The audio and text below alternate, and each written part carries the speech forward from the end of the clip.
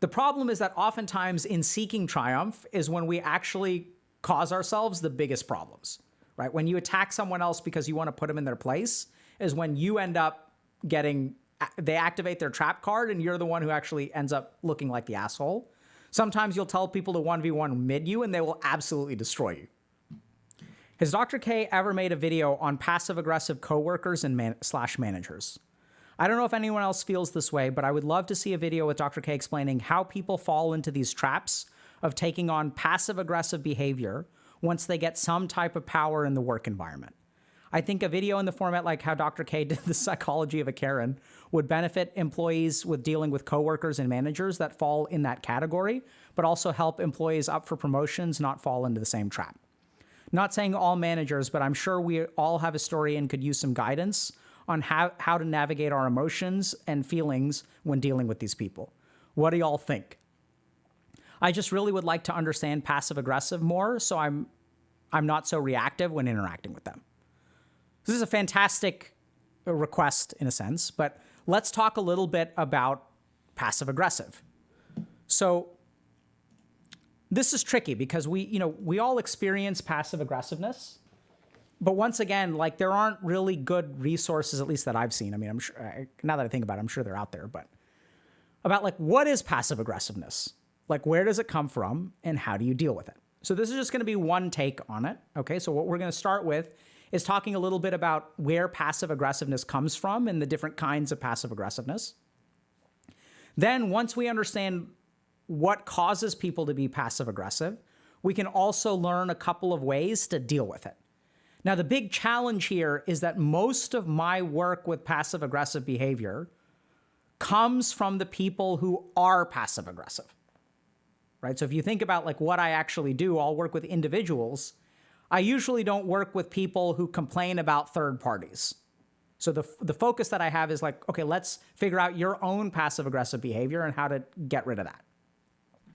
But we can sort of talk a little bit about all of the above, okay? So let's begin. Okay. So how to deal with people who are passive aggressive. Oh. Up. Make sense? Good use of our time, chat? They're so good at passive aggressiveness, I can't confront them? Ah, yes, we will help you with that, my friend. Don't worry. Don't worry, not all hope is lost. Charmy. We will not only give you some clues on how to confront them, we will do more than that. So, first of all, let's try to understand a couple of different perspectives on what it means to be passive-aggressive and where that comes from. So generally speaking, when I think about the term passive-aggressive, it's when someone sort of like attacks you without attacking you, right? They don't say something explicit. So there's a lot of like implicit communication. There's a lot of like non-direct attacks. And what makes passive-aggressive people so hard to deal with is like they're doing crap to you, but then like you can't really like do anything back because they're not really attacking you, right? So it's almost one of these things where it's like what a lot of passive-aggressive people will do is they'll bait you into getting upset with them. And then it's all, honestly, what it reminds me of is I've been watching some Elden Ring PvP videos. And it's like the parry followed by like the critical hit or the riposte, right? Riposte, however you pronounce it. Where it's like, they kind of debate you into attacking them and they're waiting for it. And the second that you attack them back, they play the victim. They're like, I don't know what you're talking about. Why are you being so toxic to me? And then they chunk away half your health or they one-shot you. So it's really, really challenging because you can't really respond. So how do you deal with this? So let's start with understanding, where passive aggressiveness comes from. So we're going to offer a couple of different theories here. This is just based on my perspective. So the first is like kind of a Freudian theory. So if we want to understand passive aggressiveness, we can actually go back to Freud. And Freud had some good stuff. So Freud said that we have three parts of the mind: the id, the ego, and the superego. And what he said is that the id is our impulses, right? These are our like natural desires, these kind of base animalistic desires. And then we have our superego, which is like our morality, right? This is our sense of like right and wrong.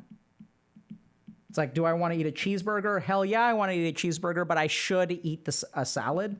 So the word should comes from here. The word want comes from here. And so oftentimes in our life, there is a conflict between the shoulds and the wants. Enter the ego, the mediator. So the ego is what mediates conflicts between the id and the superego. And the ego, and this, I'm sure that I'm getting some of this wrong because I'm not an expert in Freud. And then Anna Freud, I think Freud's daughter, came up with a lot of these like defense mechanisms. So this is where like the defense mechanisms come in play. And so what tends to happen is that we'll have some kind of id feeling, and then a defense will activate. And it'll take that id feeling and it'll move it into the subconscious. And it'll kind of live over here. And even though this is kind of the conscious mind of what we're aware of, so we're not going to attack anyone up here. No attack. But these like negative feelings will kind of boil to the surface and kind of create passive aggressive behaviors.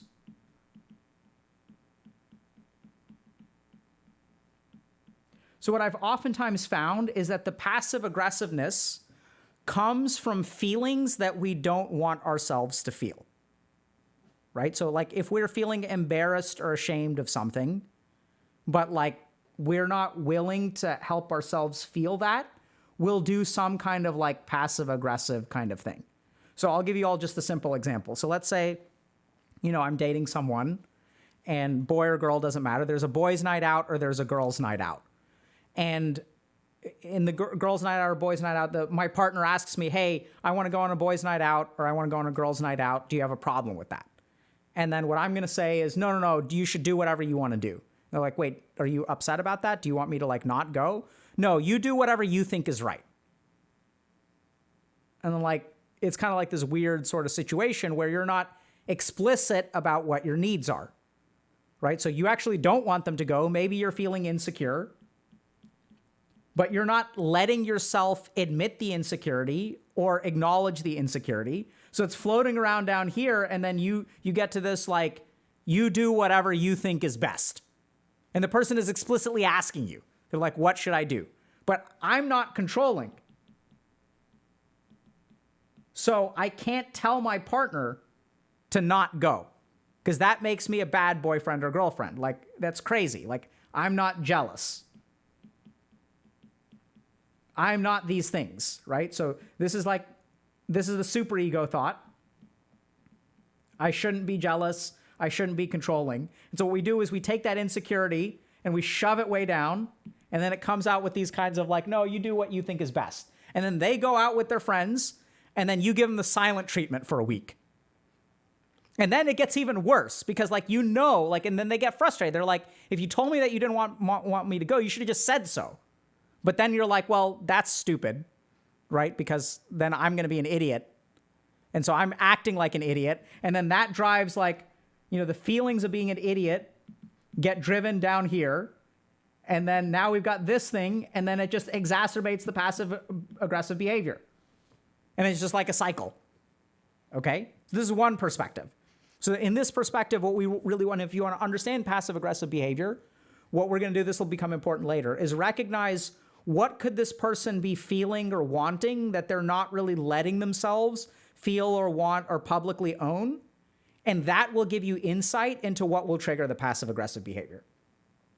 Because it's essentially passive aggressive behavior is I'm not allowed to attack you, but I really want to, so I'm going to do it anyway. I'm just going to do it passively. That's one perspective. Okay? So another perspective comes from kind of relationship dynamics. So sometimes there's this weird, psychological stuff going on, but sometimes people are just conditioned to be passive aggressive.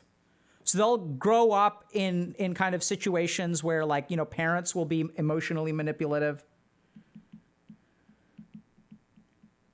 And so their parents were passive aggressive with them.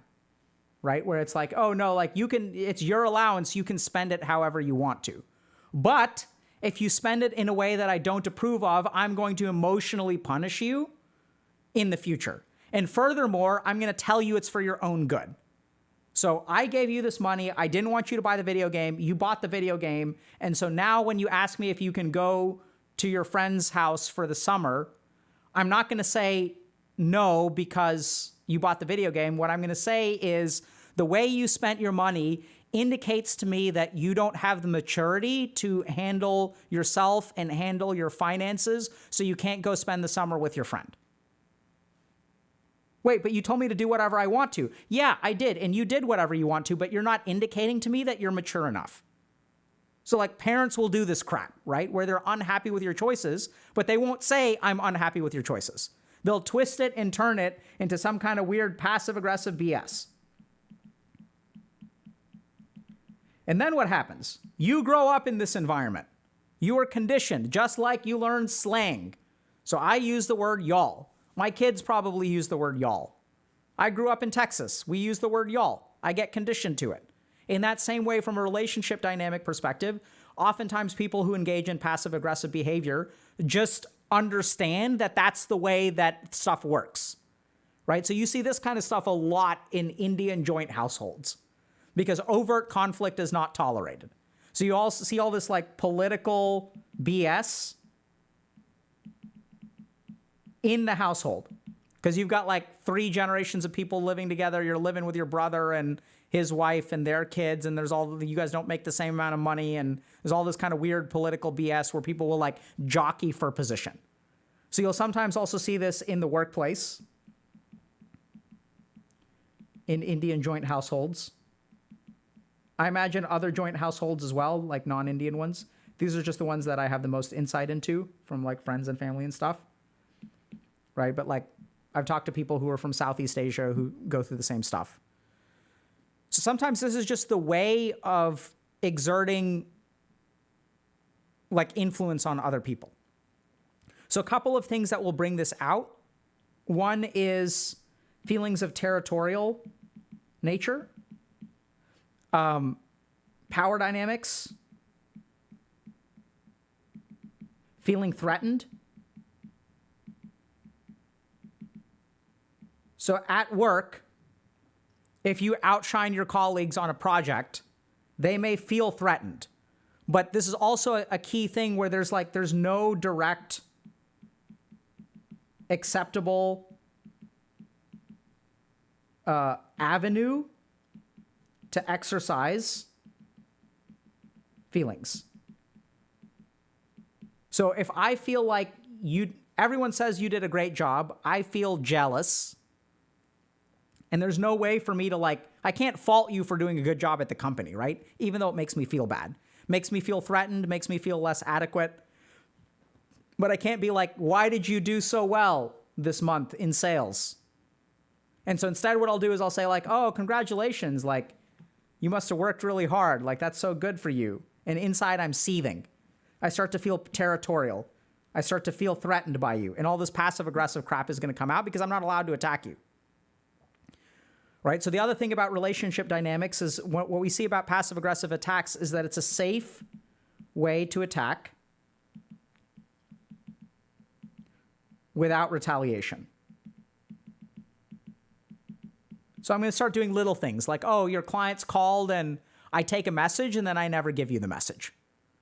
Right? And I can just claim, oh, I forgot, or I did tell you, or I just pretend they didn't call. So you can kind of like claim ignorance. Oh, my bad. Right? There's all kinds of like weird, shady stuff that goes on. And some people just manage relationships like this. Third thing. Oh, this one's going to be tough. Okay, so third reason why people are passive aggressive with you is because of misperception or your cognitive bias. So if you think people are being passive aggressive with you at work, newsflash, maybe they're not actually being passive aggressive with you. Maybe, so let's think about this, okay? This may sound kind of weird. So how would I know whether someone is being passive aggressive or whether they're just not doing anything? Because the whole point about passive aggressive is that it's no overt attack, right? They're not actually saying you're a bad person or anything like that. Maybe they did actually just forget to pass along the message, or even wilder, maybe they did pass along the message and you forgot.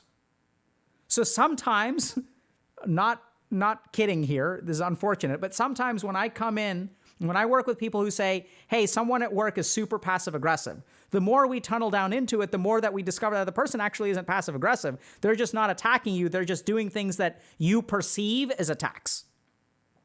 So I'll give you all kind of like a simple example of this, which is somewhat chimerical. But, I was once working with someone who told me that they were getting married and this is supposed to be their perfect day. And they were like, I can't believe my sister is making me look bad by losing all of this weight. And I was like, what? And they're like, yeah, like my sister, like, in high school, I used to be thinner and she used to be like kind of heavy set. And then like over the last year and a half, she's been like trying to like lose a bunch of weight and like making me look bad, like in my wedding dress. And I'm like, what do you, right? But she won't ever say it. She's just doing it to attack me. Like that's sort of the story that I got. And it sort of doesn't compute, right? But this is where in the mind of this person, and unfortunately all examples are that extreme. But what we sometimes see is that when we have insecurities, and these insecurities feel attacked or threatened, what we'll end up doing, but they're not actually attacked, right? The sister isn't showing up and saying, you're a fat ass. That's not what the sister is saying. The sister isn't really doing anything to you. But the problem is that you feel insecure. You perceive it as an attack. There isn't some kind of overt behavior. There's no overt behavior. And so then you conclude that this person is behaving passive aggressively.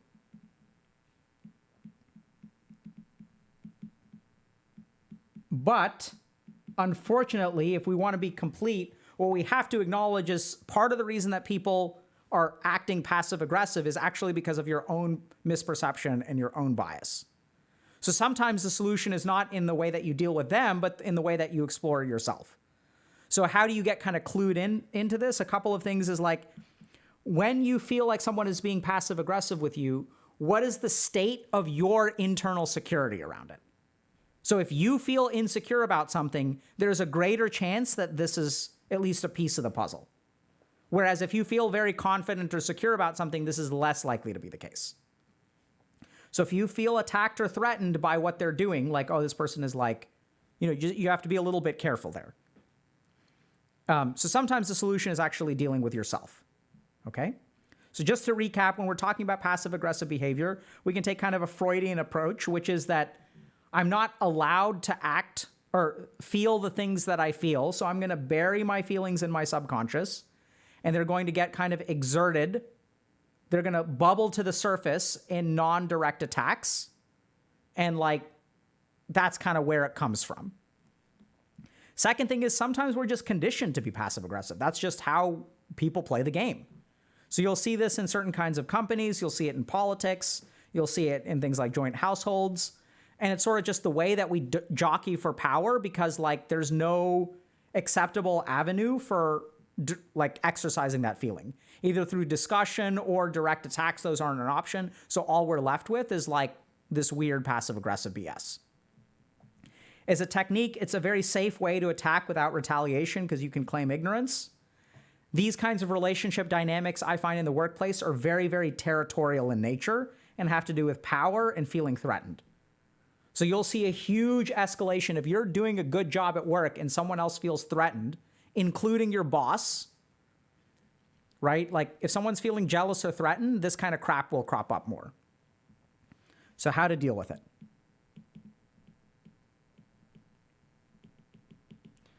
So this question was sort of related to work, so we're going to kind of focus on that a little bit. So the first thing to understand about passive aggressive behavior is, do you need a relationship with this person or not? So this is a very, very important fork in the road. So if you need a relationship with this person, like, and you want to cultivate a positive relationship with this person, then your approach is going to be very different. So let's say that the answer is yes. So we'll use the example of, like, not a work example, but I think it's better illustrated by a personal example. Let's say that your partner is being passive aggressive. So you don't want to just, ditch them and move on, right? Like, you have to work through this. So if you need to have a relationship with them, I would start by talking with them. And the key thing here is that if you point out the passive aggressive behavior, if you say, Mom or Dad, you gave me the money, you said I could spend it however I want to, but because you're saying because of the way that I spent it, I understand that you have a rationale, but you're saying that because of the way that I spent it, you're not letting me go. And what I'm also hearing is that if I had spent it differently, I could go. Is that correct? And like the tricky thing there is that the more you have to be subtle with the way that you point it out to them, because if you point it out in a judgmental way, remember, the whole point of the passive-aggressive complex here is that you're not allowing yourself to feel these things. So if you point out to them, hey, this is really, really inconsistent, you're being a passive-aggressive asshole, what that's going to do is just reinforce, like, the passive-aggressive cycle. Because you're like showing it to them and, like, shoving it in their face. Hey, what you're actually doing to me is due to insecurity, but they don't want to feel insecure. They're not letting themselves feel insecure. So what you may actually see is an amplification of the defense mechanism and a worsening of the cycle. Okay? So when you tell them, you want to be very non-judgmental about it. And so I would just start by helping them understand, hey, so I'm a little bit confused. Like, you said I should do whatever I want to, but you seem upset to me. Are you upset? Did you wish I did what I wanted to do, and I really appreciate that, you let me go out with my friends, or that, not even let me, but I get to do what I want to. At the same time, I'm noticing that maybe you feel a little bit disappointed in my choice. Do you wish I had chosen differently?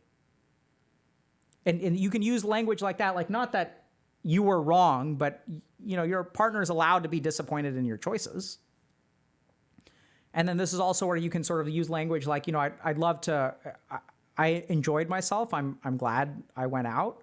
And at the same time, I'm noticing that you seem to be a little bit unhappy, which is fine. Like, I understand that you respect my autonomy in the relationship, and it's because you respect my autonomy in the relationship that you didn't put any limitations. I really, really appreciate that. Like, I love that about you. And also, like, I wish I had known that this would have upset you, because I appreciate my autonomy in the relationship, but I also care about your feelings. What can we do about that? Right? So there's a way that you can talk things through with them by being, like, non-judgmental, kind of acknowledging what they're feeling, acknowledging what you're feeling, and just sort of ask them, like, how do we solve this? What do we do about this next time? What happens next time?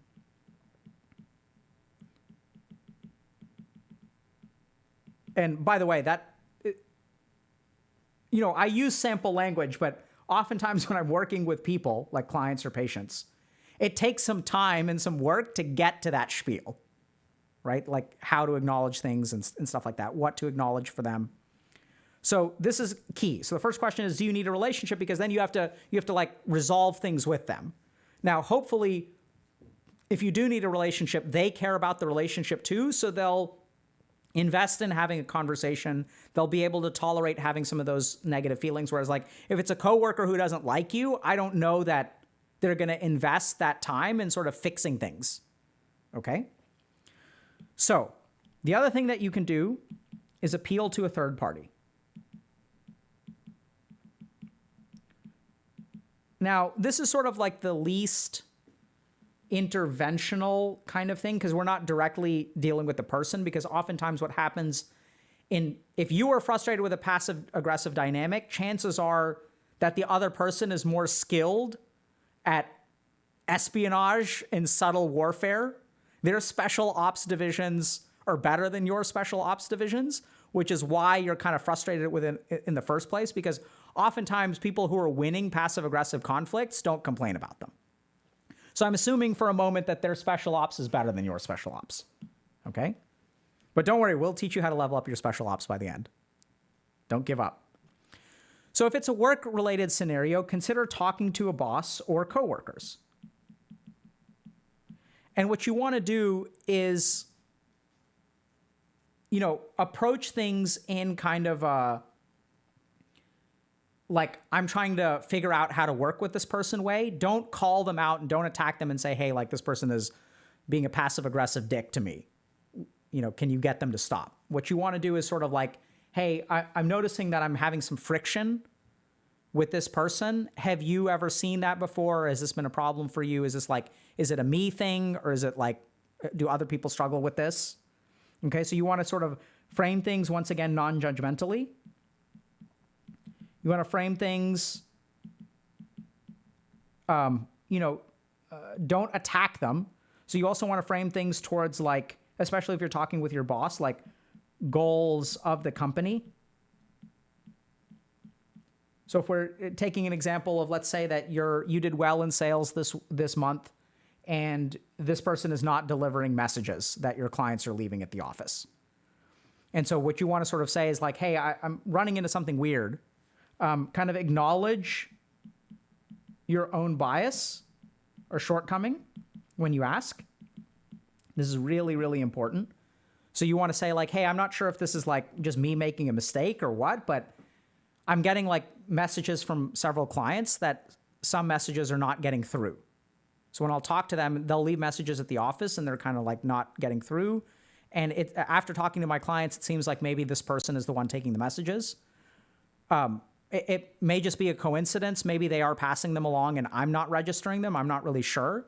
So I don't know if this is a me thing, but I'm curious, coworker, have you ever had any kind of weird problems with this person, or is this just on me? And in the case of your boss, you can even ask them, like, have you encountered any other stuff with this person? And then you can sort of ask your boss for help, and you can sort of say, like, non-judgmentally, like, my goal is sales.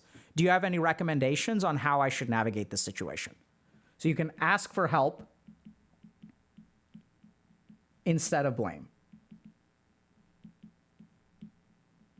Now, there are a couple of important caveats here. The first is there are two kinds of bosses. Bosses who care and bosses who don't care, to be blunt. And it's not quite that binary, but sometimes it is. So y'all will kind of know, sometimes you'll be in a work situation where your boss is just mentally checked out, does not really care about having people get along. They're interested in certain outcomes or results, and they're like, let the underlings figure things out amongst themselves. Like, I'm not going to get into that crap. Y'all sort it out yourself. So if you have an apathetic boss, I would not go to the boss in this way. But if you do have a boss who seems to care about dynamics in the workplace and like seems to be like kind of a nice person, because those do exist and they're not as rare as people think they are, you can go to them and sort of have this conversation. You can also approach coworkers. But this is where you'll kind of discover that oftentimes people who are passive aggressive, remember, this is just the way that they're conditioned. So chances are it's not just you. So like people who behave in passive aggressive manners will do that with other people as well. Now, sometimes those people are very, very sneaky, and the boss won't know how passive aggressive they are, but coworkers will. So if there's like a power dynamic, oftentimes the power level, like the tier above you, will not be aware of the BS that this person is doing. So boss may say, no, I've never had that problem. You can say, okay, thank you for letting me know. Then I'll kind of work on it myself.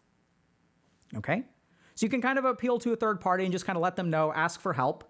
And the key thing here is that even if nothing explicit happens, the power dynamic of the situation has changed. Now you have allies, right? Because if there are other people at work who feel frustrated by this, then like y'all are going to sort of like, form an alliance of sorts. Y'all will have kind of a little bit of a, y'all will know something. You can maybe recruit other people, and then you can sort of you've got kind of like a team. So now it's not like you against this person. You guys can kind of like, y'all can outnumber them in a sense. Because a lot of times passive aggressive people will thrive off of, since they're not doing something direct, it's like hard to put together a pattern of their behavior. Okay? So another thing that you can do, go aggressive.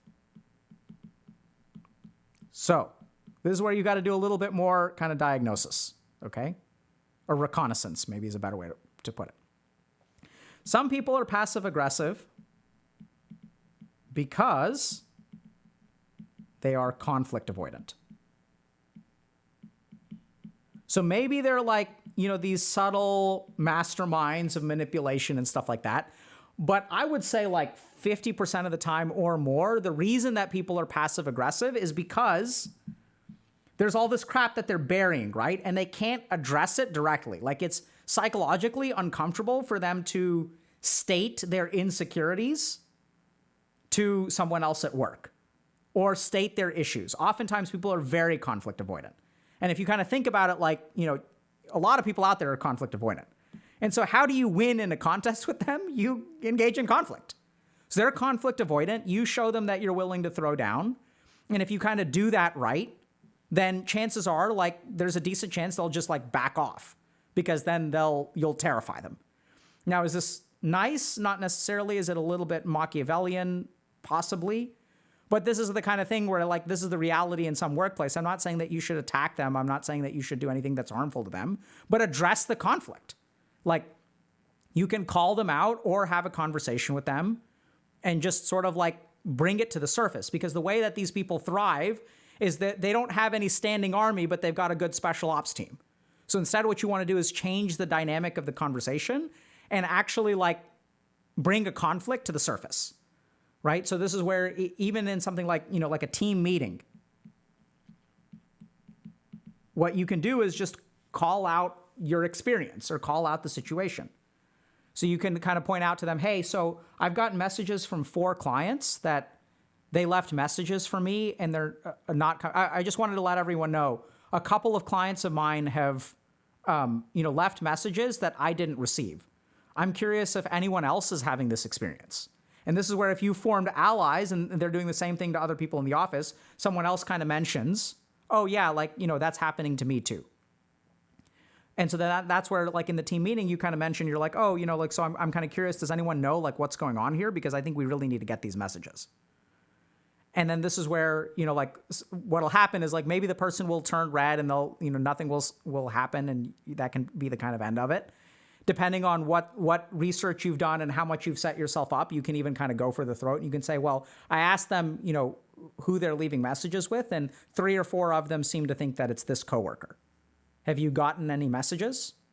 And then the person may say yes or no, or like they're going to be called out. Like you're not necessarily attacking them. You're just giving them an opportunity to share their perspective.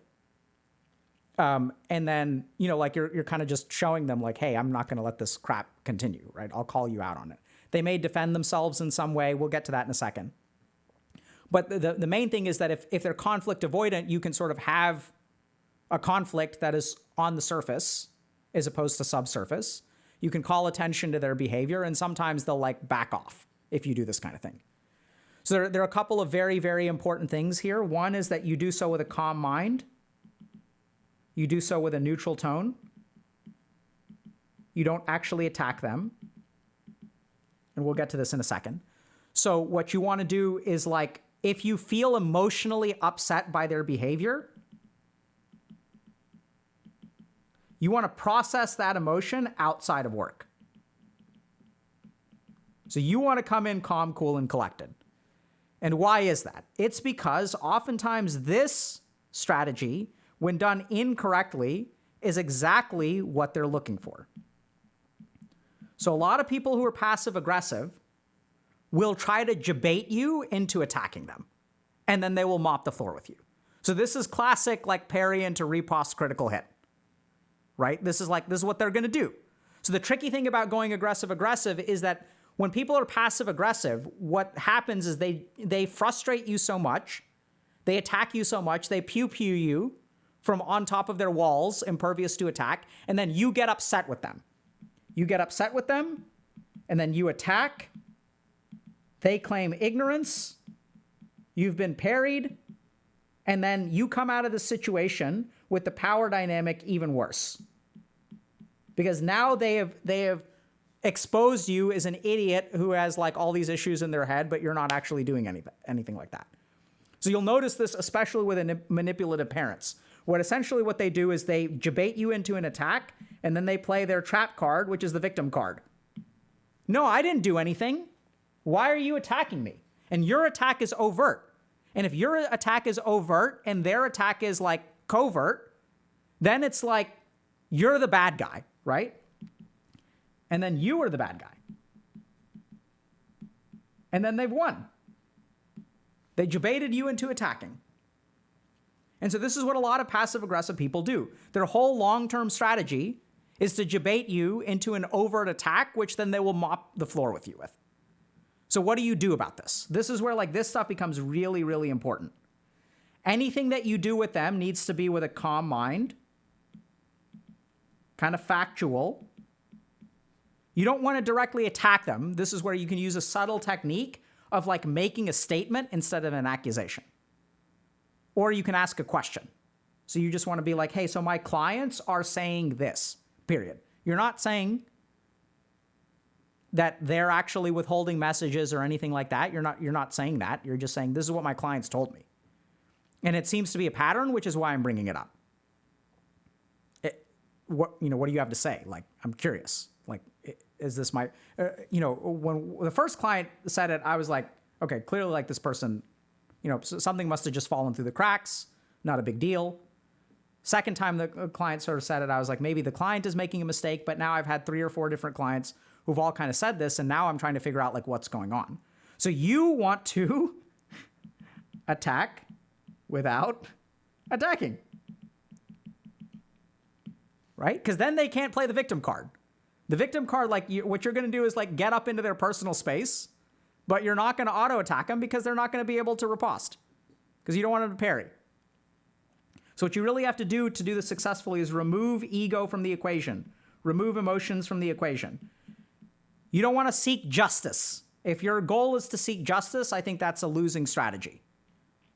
You don't want to blame them. You just want to point it out to them non-judgmentally.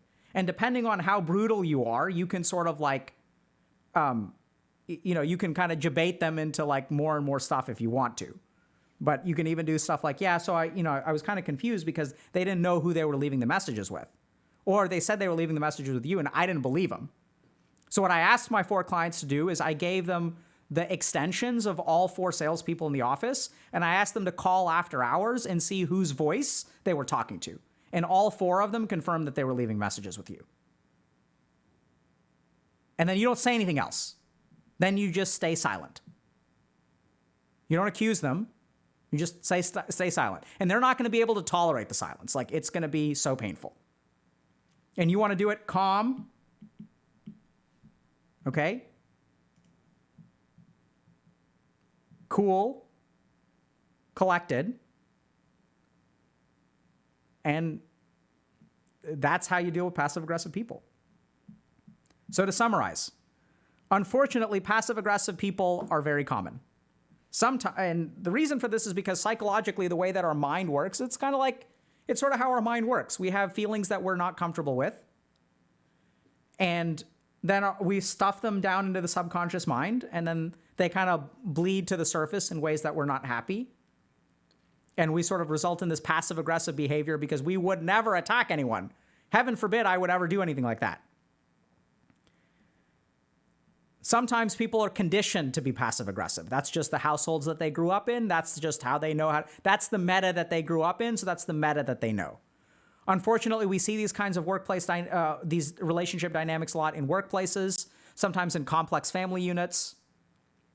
And, like part of the reason that people do this is because like it's a safe way to attack people. It's a way to lobby for power, lobby for position. Oftentimes we'll see these kinds of dynamics arise a lot when people are territorial or they feel threatened. Really, really common. So that you can use all of this information to kind of understand your situation. Right? Why is this person doing this? Like, what could they be feeling? Like, how could I manage it? Now, the last thing, and this is what's really tricky, is sometimes when you think someone is being passive aggressive with you, that's actually coming from you. It's not coming from them. They're not actually doing anything, which is why it's passive aggression.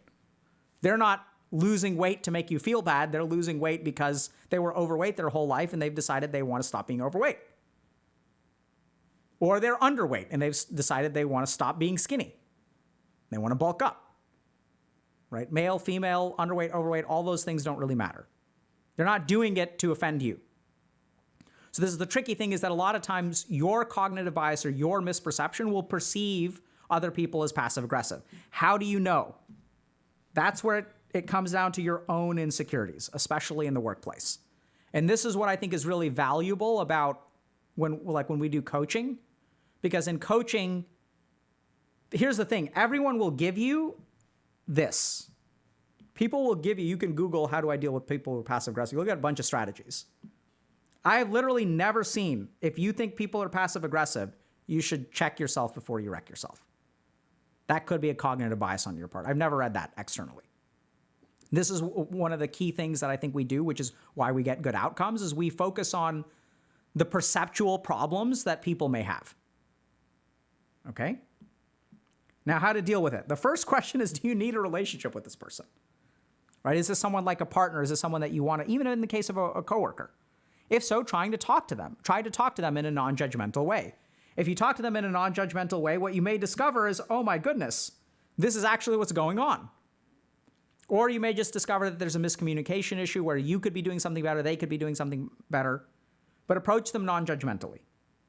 Next thing you can do is appeal to a third party. Talk to coworkers, talk to your boss. Once again, you don't want to attack them, you don't want to blame them, right? Because that's going to activate their parry and counterattack you. So you don't want to do that. You want to align things towards goals of the company. So the reason I'm asking is because I want, this office to succeed, and these messages need to be getting through.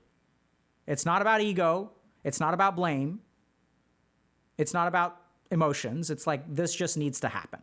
Okay? So you don't want to activate their trap card.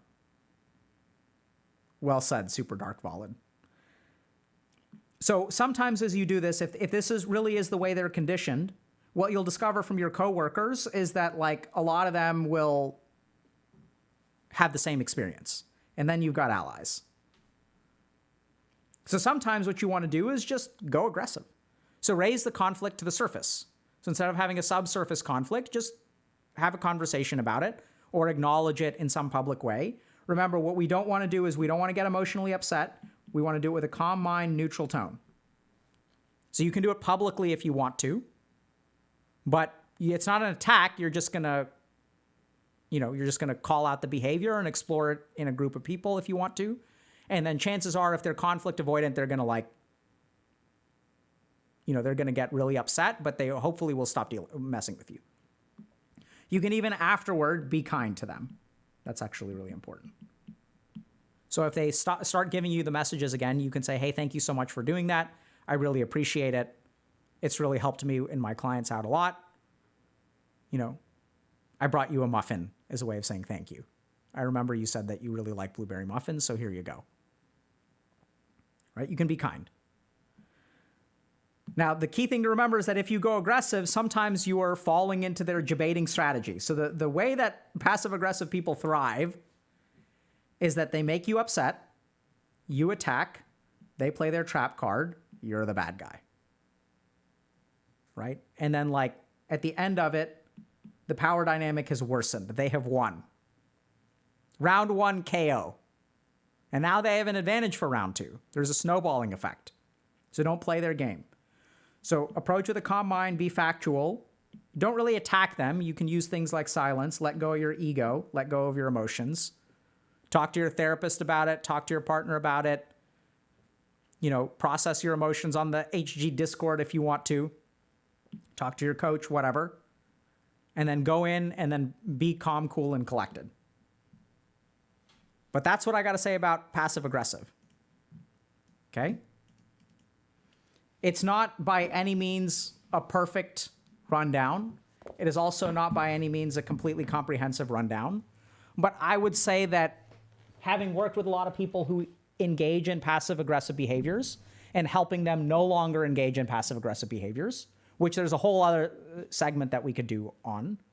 But the point here is that this person is saying someone else is being passive aggressive with me. How do I understand it? How do I deal with it? And the good news is there are a lot of different ways that you can understand it. And there's also almost like a decision tree, right? Is my boss does my boss care or not care? Am I the only one who's experiencing it or not experiencing it? Is this someone that I need a relationship with or I don't need a relationship with? And depending on all those different things, you can arrive at sort of a precise solution that hopefully will work for you. The one thing that's really, really important is that you be aware of your own cognitive biases. You process your own emotions. You let ego out of the equation so that when you square up against them in some way, whether it's a conversation, and I don't know if you'll notice this, whether you're talking to your wife or your husband or someone, your nemesis at work, non-judgmentalness is at the top of the list. Being free of your ego is at the top of the list. Being calm, cool, and collected is at the top of the list, no matter what you do, right? So it's not just about owning someone else. But at times you have to, call people out on their behavior and then give them like an avenue for escape, right? That's really important from Sun Tzu. So that's where that's why you say like, hey, this is happening. Don't attack, but just say, hey, this is happening, period. And then when you do that, people will be like, you have to give them a chance to make excuses. And then what you can decide at that point is if you give them a chance to make an excuse and say, okay, cool. So like, it's totally fine. I understand that you had a lot going on. So I'm guessing that this won't continue to happen. Right? And they'll say, yeah, it won't happen again. You're like, fantastic. And then you've established dominance. Thank you so much.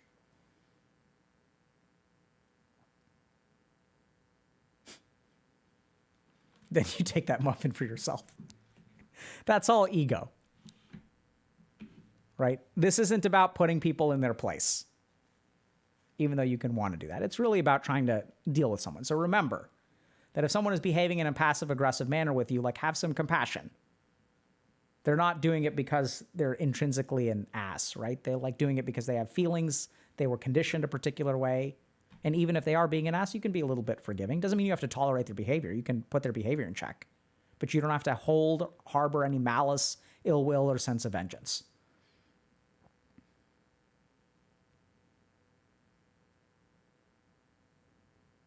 Ideally, at work, you were meant to be on the same team, right? Yeah, ideally.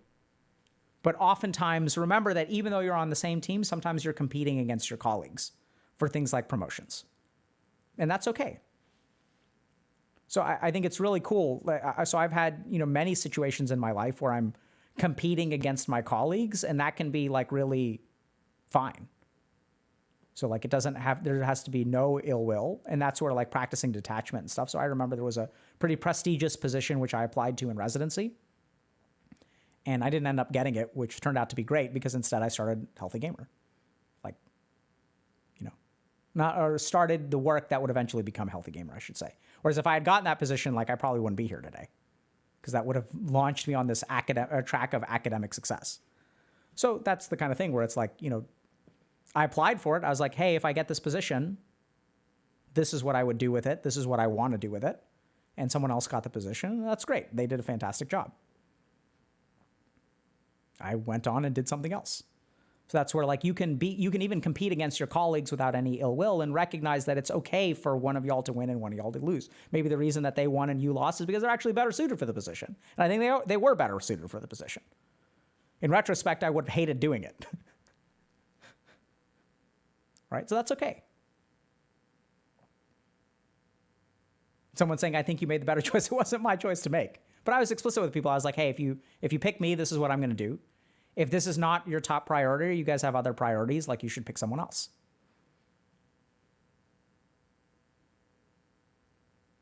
Yeah, so a lot of people, I would have hated it. No, seriously, I would have hated it. Maybe it's copium, but I'm pretty sure it's not. It's doing stuff like making call schedules, okay? Which I hate that stuff. And now the more details I provide, the more defensive I become, the deeper the inhalation of copium. The best copium is true. Very true. Very true. Right? So that's actually true. So now I'm going to have to reflect a little bit about whether I'm just saying that to myself. Okay. We're past time, but I think we should meditate for a little bit. Are you all okay with that?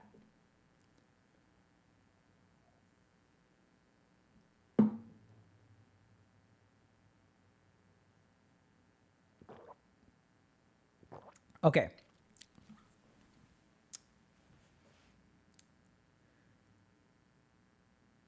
Let me think.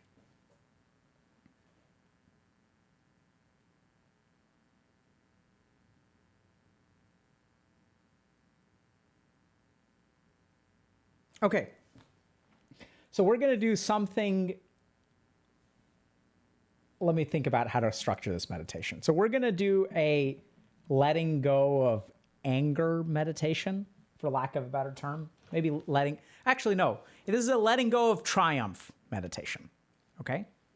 So this is going to be kind of weird, but I'll explain to y'all how this works. So this meditation, first of all, is somewhat adaptable.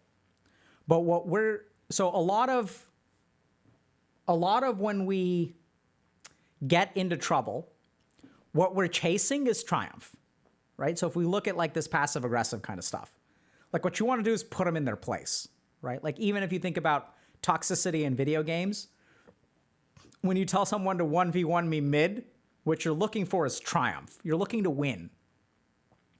The problem is that oftentimes in seeking triumph is when we actually cause ourselves the biggest problems, right? When you attack someone else because you want to put them in their place is when you end up they activate their trap card and you're the one who actually ends up looking like the asshole.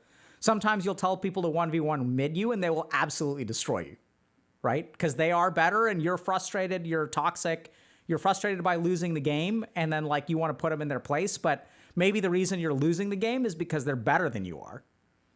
And so oftentimes I think we talk a lot about letting go of negative emotions, but in my experience, the desire for triumph gets us into a lot of trouble, right? I want to be number one. It's all ego.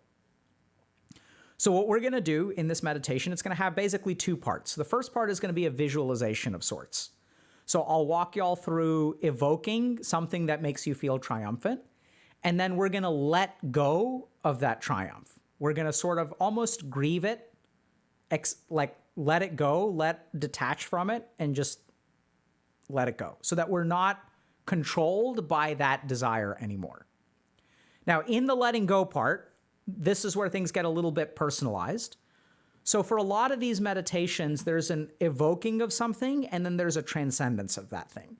And in that transcendence phase, this is where your particular temperament or cognitive style comes in.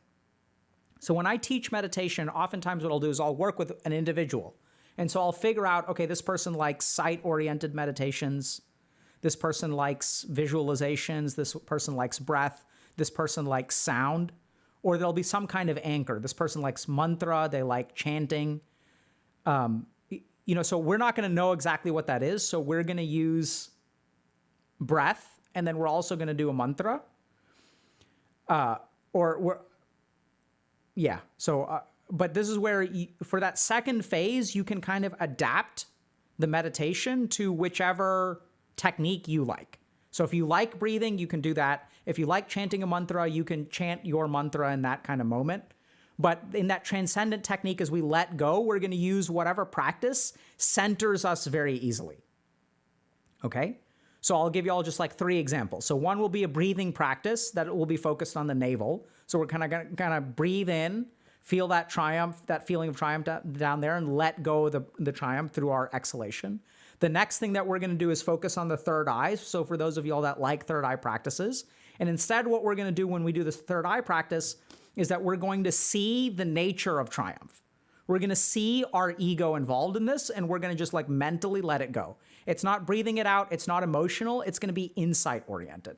We're going to understand the origin of triumph. And then the third thing that we're going to do is chant a mantra. So I'll share Om with you, but if y'all, any of the Mahavakyas or other general mantras will work for this kind of thing. So you can use, but we're just going to do Om, right? So in your mind, you're going to chant Om, or you can chant it aloud, and you'll kind of let that triumph go, okay? So let's begin. So sit up straight. Close your eyes. Okay. I'm kind of confused why everyone is commenting on my appearance today, but I appreciate the compliments. Damn it. Okay. So sit up straight, close your eyes. We're going to start by taking a moment to center ourselves. So when we center ourselves, we can focus on our breath. I like to lean into my proprioception, which is our sense of our position in space. So if I raise my arm, I can tell my arm is up here. If I lower my arm, I can tell my arm is down here.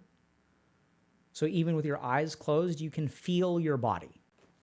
You can feel where you are in space. So I'm going to tune into that. You can feel your weight kind of going into the ground.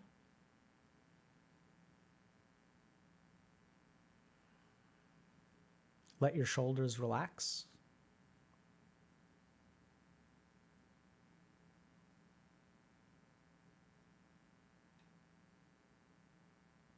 Let your breathing slow. Take a moment to work out any kinks that your body may have, because we'll be still for the next part.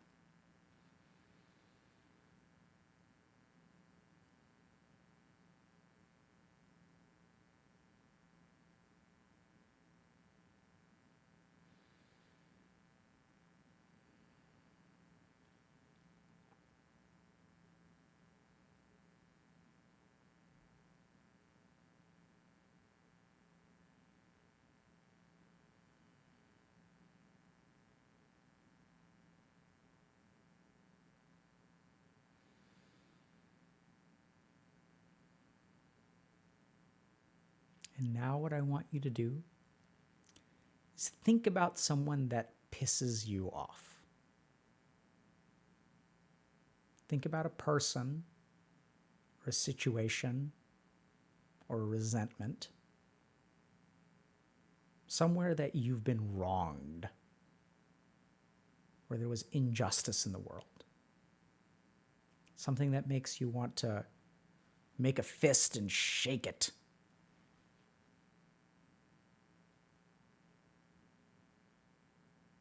And pick one thing.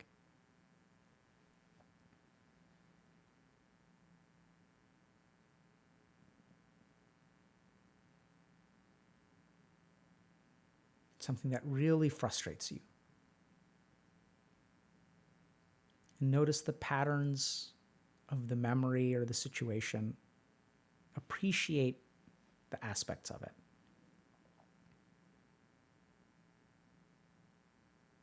You may even notice that it's kind of hard to evoke the toxicity that you used to feel, which is noteworthy. But do your best.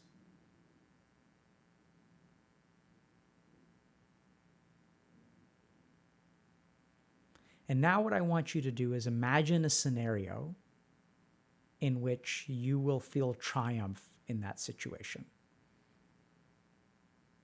So you'll give them a piece of your mind, or you will 1v1 them in mid. You dumpster them, you put them in their place.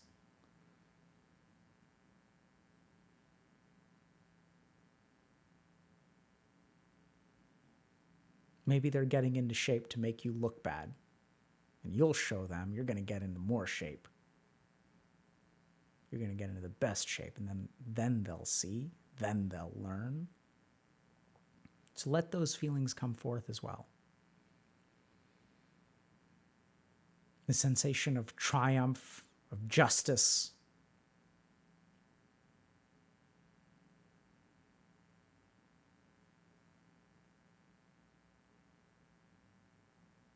Visualize what it would look like, your moment of victory, if it was memorialized in a painting.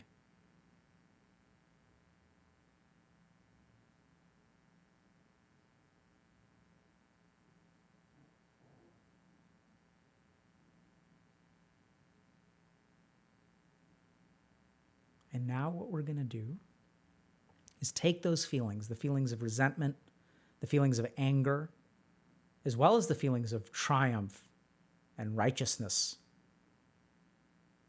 And we're going to imagine that they're in our belly, like a knot of different feelings all tied together,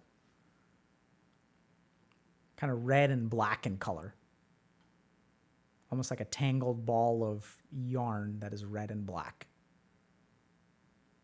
Because there is something ugly about that victory. We're going to start by breathing into it. And then breathe out.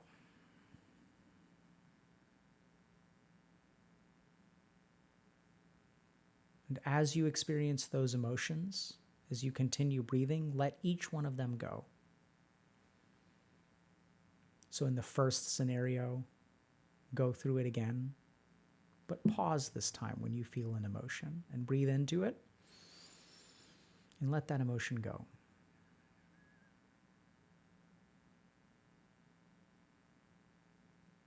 And then the next thing happened in your story, in that traumatic event, and breathe into it and let that resentment go.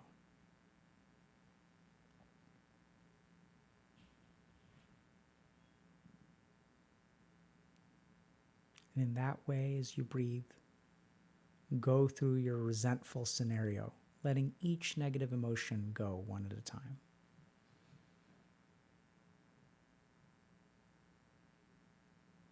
We'll continue for about 30 seconds or so.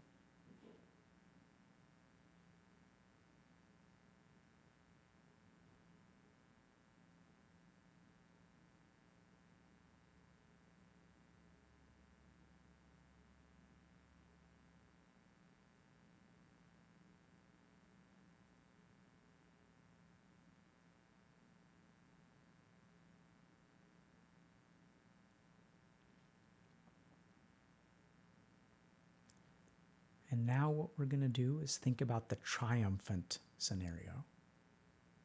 So imagine that you've let all of those red feelings out. So all that remains now is a tangled ball of black.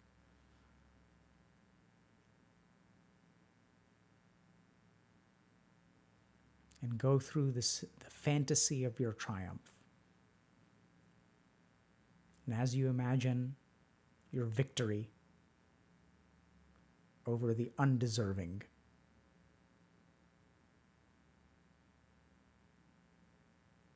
notice that tarry blackness inside you. And with each of those emotions as well, as you go through orchestrate your victory, pause and breathe out that triumph. Let it go.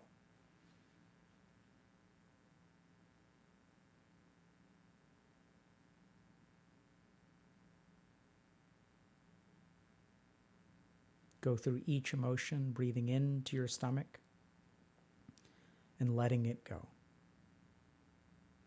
Let go of your victory.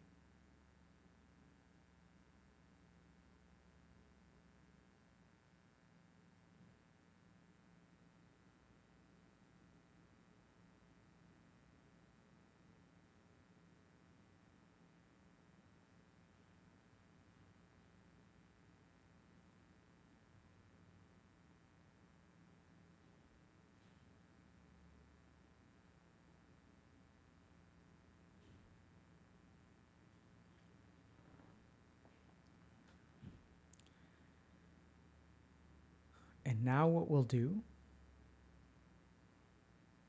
is, if you've had experience with any kind of Agna Chakra or third eye practices, like charging the laser beam or other kinds of things through Dr. K's guide, we're going to focus on the point of our third eye. And we're going to drive our attention to it. It's the space between our eyebrows, right about right here.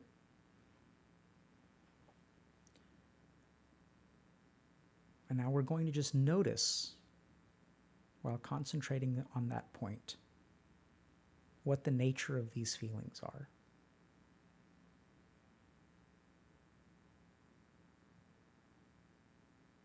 So you don't have to actively go through the mental scenarios.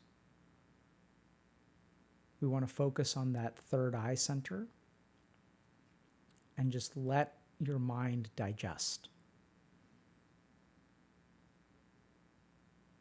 You actually don't need to be thinking much at all.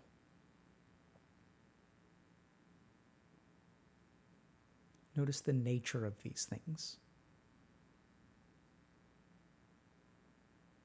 See your attachment. See the anger and resentment that you feel, which is born of entitlement, of what you deserve. And that the concept of deserving comes from the ego. And look for ego in the triumph as well. See how triumph is nothing but ego.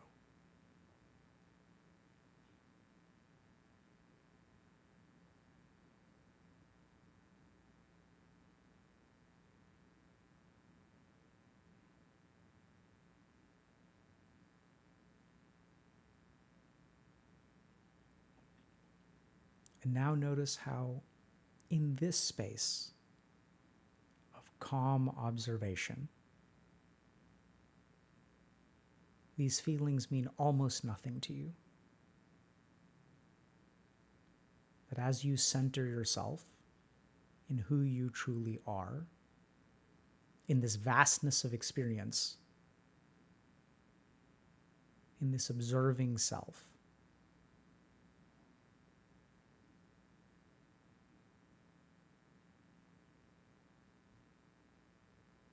how the ego matters less.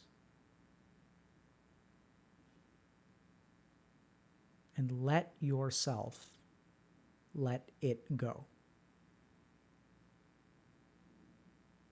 Let yourself let go of the anger, of the resentment, of the triumph, of the need for justice.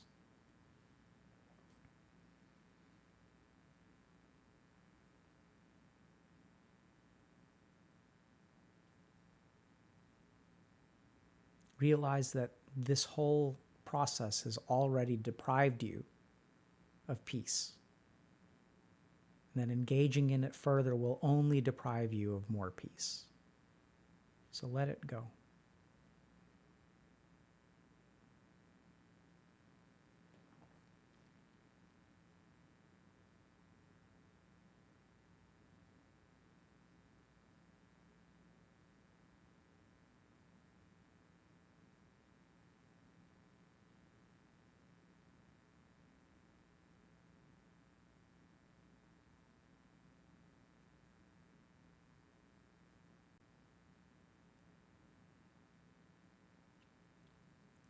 And now you can either out loud or silently in your head repeat the mantra Om or a mantra of your choice. I'm sort of feeling Om Namaha Shivaya is the appropriate thing in this moment. Om Namaha Shivaya. Om Namaha Shivaya. Om Namaha Shivaya.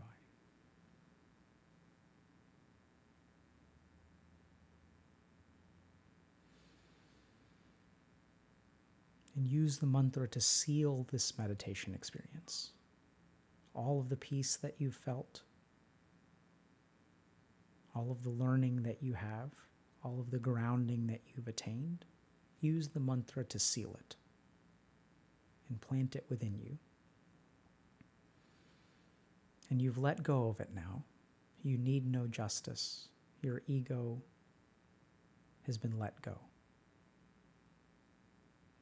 And sit with the peace within you. And now with a deep breath in and out, start to return to the world. Once again, tap into the proprioceptive sense, the space, the feeling of your body in space. And as you return to your body, notice all the wiggling that you need to do. Maybe your legs have fallen asleep. Maybe you're feeling thirsty. Notice all the sensations which are returning to you now. As you breathe in and exhale, prepare yourself to fully come back. Put your palms together in front of you in Namaste position.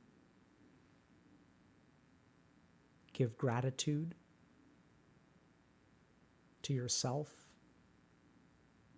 and to the universe for allowing you to let go of this problem, to let go of your triumph and your anger, and to see that there are two sides of the same coin. And by chasing one, we give power to the other. That resentment fuels the triumph. And chasing the triumph fuels the resentment.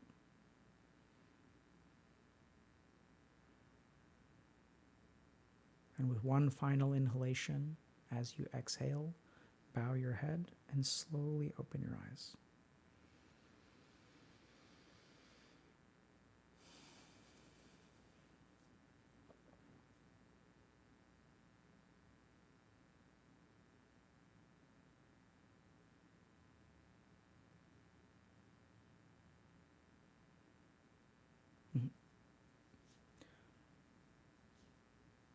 So a couple of things. The first is sometimes this happens. So I tend to steer clear of the mantras and the spiritual practices that have more of a religious background.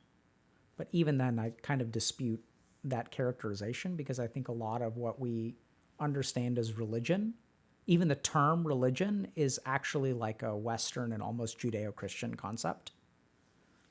So I sort of reject the premise that some of what I teach is religious in nature, although from an academic sense, you can absolutely make that argument. I just think that that's a mistake on the part of historical academia.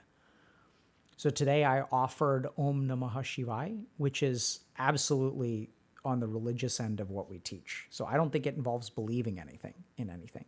So let me explain a little bit. So Shiva is viewed as the god of destruction, but that's not really what Shiva is. Like if you actually ask scholars of this tradition, of the yogic tradition, Shiva is simply the word for consciousness. And sometimes what happens is these concepts get embodied within a god, but that's not really what Shiva means. Like the actual Sanskrit term of Shiva means consciousness. And so what you're sort of tapping into is like that sense of consciousness, which is free of form and substance and desire and all that kind of stuff. So if it bothers you that that's religious in background, by all means, discard it. And at the same time, that's just what felt authentic in the moment. So I went with it. It wasn't where I was planning on going. But that's what happens. And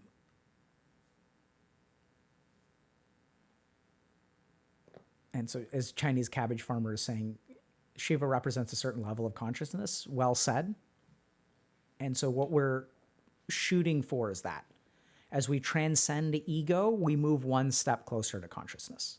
And by invoking Shiva, what we aim to do is like move one step closer to transcendent consciousness. And Top Key 007 was saying, very new experience. Thank you so much. You're very welcome. Welcome to the stream. And someone else was saying, I don't want to, so Pepegas was saying, I don't want to let it go. I captured the part of me that wants to hold me back. I locked it and now I have control over it. I can't let it go. If I do, all I've been working now for till now will be for nothing. So this is where I'd say, if you don't want to let it go and you're not ready to let it go, then don't let it go. So holding on to our resentment and our triumph is sometimes what we need. So there's like, if I have a 5-year-old kid who loves their blankie, do they need the blankie? No. Does the blankie do a whole lot for them? Not really. It's purely emotional. It's purely an attachment, right? They don't need the blankie. If they lost the blankie, they'd be fine. 20 years later, they're going to be okay. So oftentimes, and at the same time, if we yank the blanket away from them, we tell them, you don't need this. This is for kids. That in and of itself is going to be traumatic. And yet, how many of you, presumably adults, have blankies? Right? We let things go when we're ready to. So if you're not ready, then hang on to it. If you're not ready to let it go, don't let it go. Then lean into the Ajna Chakra part and try to understand it. Right? What is this? Why am I not ready to let it go? Can you at least see that the resentment and the triumph go hand in hand? You can't have one without the other. if you're afraid because you've built up an adaptation that involves control instead of surrender, that's fine. Run with it. And just be aware that at one point, the strategy that you've developed may not work so great anymore. And if you ever discover that that's the case, then come back to this practice. And it'll be here waiting for you. And you may discover that you never get there. You may discover that there is not right, that you should never get there. That's terrible. That the presumptions that I'm making are 100% wrong. And even if you get there, that's a wonderful place to be. As long as you're sure in it, that's fine. Who said I was the arbiter of truth? So if you're not ready to let it go, hang on to it. Just accept and notice that you're not ready to let it go. Right? That's enough for today. So alpha inhibitor 98 is doing different types of meditation okay, or should you stick to one type? Both.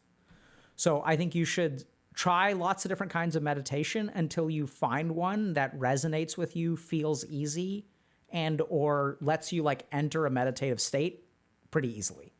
Then you should practice that one. Right? So once you find something, it's like, should I eat the same food every day, or should I eat different foods every day? And it's like, well, it's a combination of both, right? You try a lot of things until you figure out what you like, and then you can start you get groceries to make your weekly or monthly regimen. You make chili once a month. You do salad once a week. Like, you figure out what your rotation is, and then you craft your meditation practice that way. Right? And the whole point, the challenge is that what a lot of people, this is the reason we teach meditation the way that we do, is that a lot of people are taught. So a lot of teachers of meditation are experts in one tradition. So if you think about who teaches meditation, usually monks and stuff, right? Or you'll have some trained teacher at a meditation center. And usually what happens is you have to get certified nowadays to teach meditation. I'm a level 3 meditation instructor. And so what they've done is they've advanced very high in this one tradition. But if we look at it historically, there are thousands of traditions of meditation, if not more. And so why? Why are there so many different traditions of meditation? Because there are lots of different kinds of minds. And the reason that so many different kinds of meditation have flourished is because different minds require different techniques, just like there's lots of different foods. The challenge is that as a society, we've started to believe in experts. Oh, this person is an expert. And even the person teaching you is I'm the expert.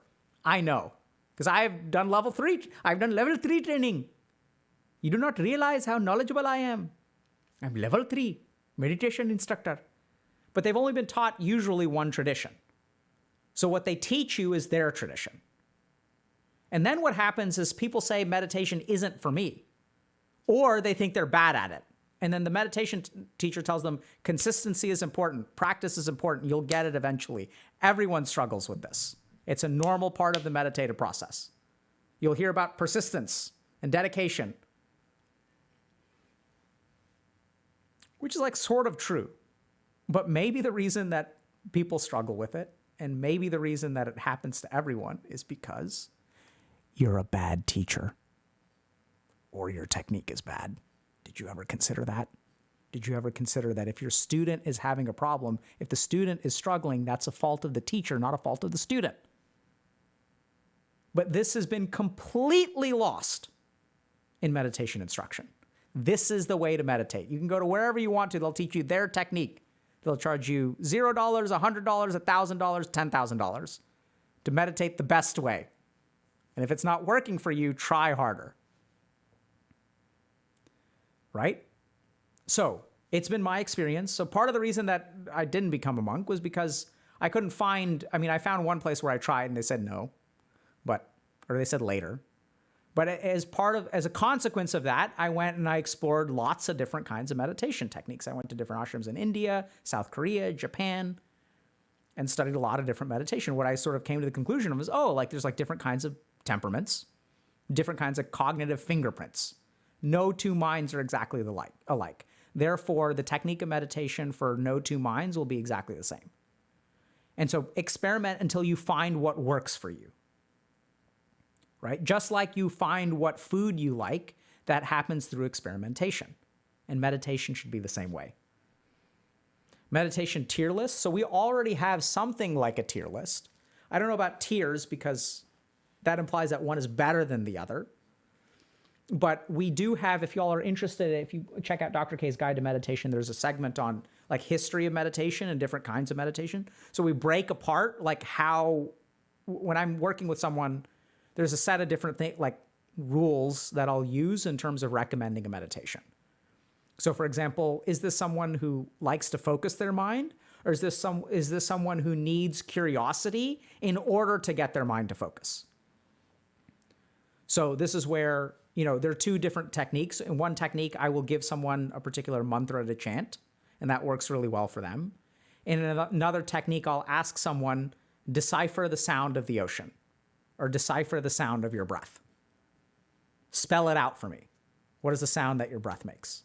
And what gets them to sit every day and focus on it for 20 minutes is if they're trying to figure something out. That's what they need to get their mind to sit still. So that's where really, if you want to learn meditation, have a customized technique.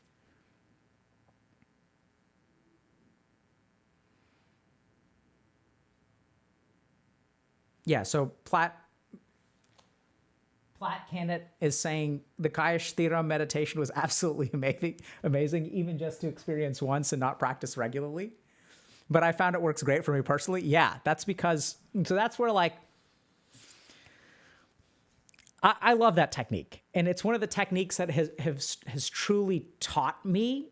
And I think for those of you people that it worked for you, you understand now what meditation truly is. Because if you think about that technique, what you're doing is sit still and be aware. That's what the technique is. But it's so much more than that, right? That technique teaches you the nature of life and joy and relief and suffering. And for people who weren't there, you're not going to, sorry, right? But hopefully y'all will teach it somehow more consistently. But it's not for everyone. Not everyone has that experience. But for some people, it awakens them. Holy crap, this is what it means to be alive. And that's the goal of meditation. But it's not going to work for everyone, right? Different things work for different people. And that's okay. But I'm glad it worked for you. Is that the sit still one? Absolutely. And some people may be like, what? That didn't happen for me.